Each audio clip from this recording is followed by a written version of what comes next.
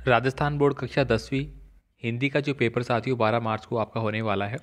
तो अगर आपने दोस्तों इंग्लिश का पेपर देखा हो तो शेखावटी मिशन के जो पेपर जारी किए गए थे उन्हीं में से पूरा पेपर है वो एज इट इज़ मिला है। तो यहाँ पे इसलिए मैं आपको शेखावटी मिशन 100 का जो हिंदी का पेपर है वो इस वीडियो में दिखाने वाला हूँ, ताकि आप भी एक बार इनको अच्छे से देख ले, ताकि एग्ज़ाम में आपके अच्छे नंबर आ जाए। साथ ही साथ आपको अगर इनका PDF फाइल डाउनलोड करना है तो शेखावटी मिशन 100 के जितने भी आपके क्वेश्चन बैंक है वो सारी हमारी ऐप पे अपलोडेड है। आप वहाँ से उसको डाउनलोड कर सकते हैं। ऐप को आप प्ले स्टोर से एजुकेशन लाइन नाम डाल के सर्च कर सकते हैं, वहाँ पे आपको मिल जाएगा।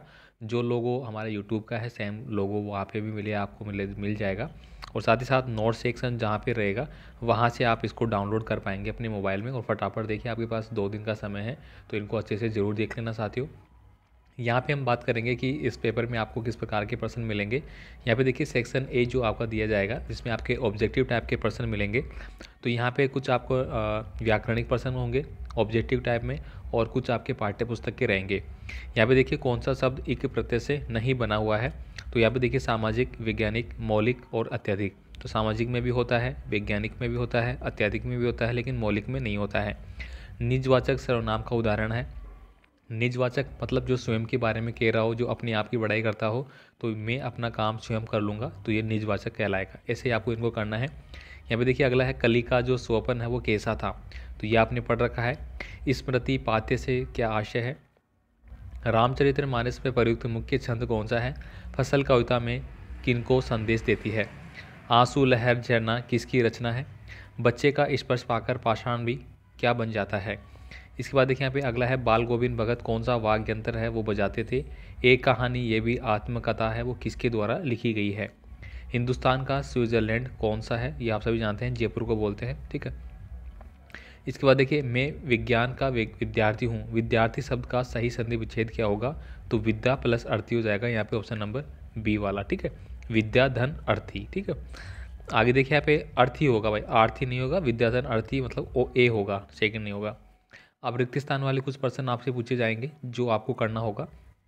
इसके बाद देखिए यहाँ पे अपठित काव्यांश जो गद्यांश वगैरह होंगे, पद्यांश वगैरह हैं, वो आपको मिल जाएंगे।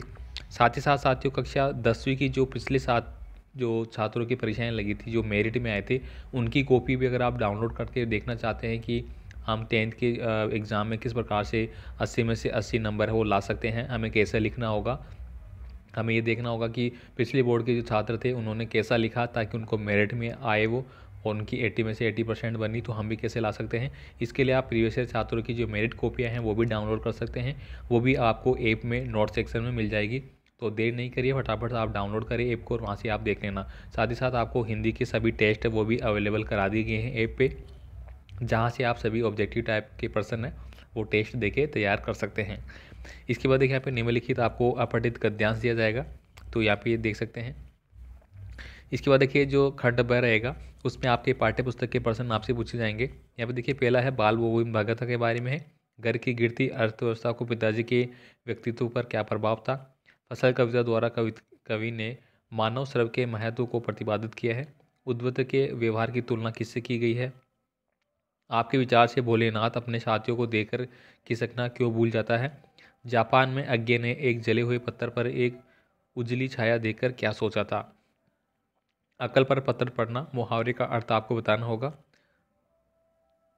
नेक्स्ट देखिए यहाँ पे अगला है निम्नलिखित पठित गद्यांश को ध्यानपूर्वक पढ़कर प्रश्नों के उत्तर आपको देने हैं, तो ये आप अच्छे से कर पाएंगे।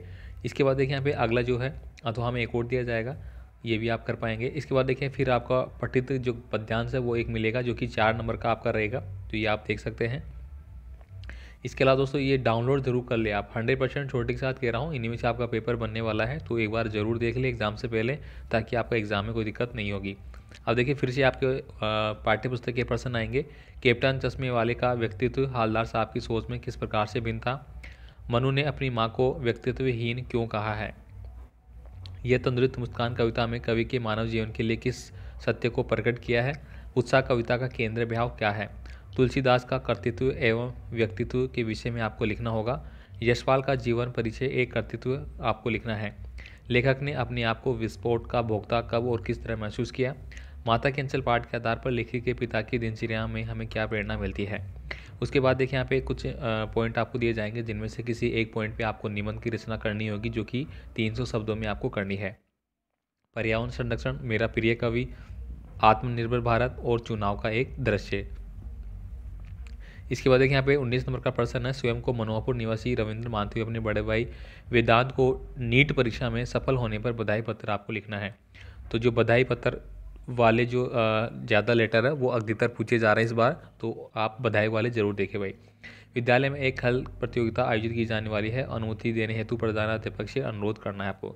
रक्तदान के प्रेरित करने हेतु एक आकर्षक विज्ञापन तैयार करना है, या फिर आपके शहर में पुस्तक मेले का आयोजन होने जा रहा है, इसके लिए आप विज्ञापन तैयार करेंगे।